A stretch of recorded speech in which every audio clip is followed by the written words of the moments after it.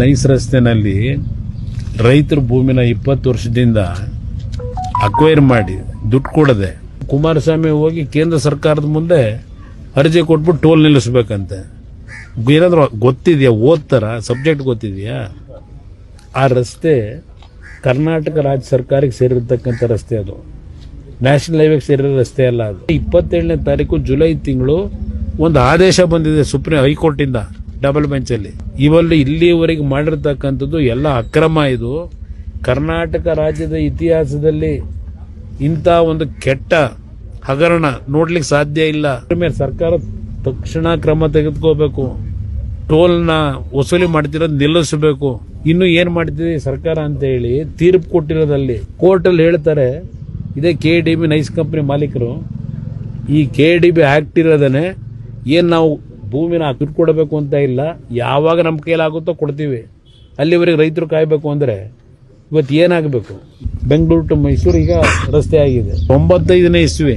ಅದು ಮಾಡೋಕ್ಕೂ ಕಾರಣ ಮಾಯಗಾನಹಳ್ಳಿ ಹತ್ರ 84ನೇ ಇಸ್ವಿನಲ್ಲಿ ಯಾವ ಒಂದು ಮಕ್ಕಳ ಬಸ್ ಆಕ್ಸಿಡೆಂಟ್, ಆ ಹಿನ್ನೆಲೆಯಲ್ಲಿ ದೇವೇಗೌಡರು ಈ ರಸ್ತೆ ಒಂದು ದೊಡ್ಡ ರಸ್ತೆ ಆಗಬೇಕು ಅಂತ ತೀರ್ಮಾನ ತಗೊಂಡಿದ್ದು. ಆಮೇಲೆ ಬಂದಂತ ನೀವೇನ್ ಮಾಡ್ತಾ ಹೋದ್ರಿ? ಆ BMICP ಅಧ್ಯಕ್ಷನೇ ಈಗಿನ ಮುಖ್ಯಮಂತ್ರಿ ಆಗ 20,000 ಎಕರೆಗೆ 1,75,000 ಎಕರೆ ಅಕ್ವೈರ್ ಮಾಡಿ ಪ್ರತಿಯೊಂದಕ್ಕೂ ರೈತರು ಅಲ್ಲಿ ಹೋಗಿ ಅರ್ಜಿ ಹಾಕೊಂಡು ನಿಂತ್ಕೋಬೇಕಾಗಿತ್ತು. ಇದೆಲ್ಲ ಮಾಡಿದಾರೆ ಯಾರಪ್ಪ? ದೇವೇಗೌಡರು ಮಾಡಿ ಅಂತ ಹೇಳಿದ್ರ? ಬೀದಿ ಕಂಬಿ ಇರಲಿಲ್ಲ, ಲೈಟ್ ಇರಲಿಲ್ಲ ಕನಕಪುರದಲ್ಲಿ, ವಿದ್ಯುತ್ ಶಕ್ತಿ ಕನೆಕ್ಷನ್ ಕೊಡಿಸ್ತಾರೆ ದೇವೇಗೌಡರು. ಇವರೇ ಇಲ್ಲಿದ್ರು.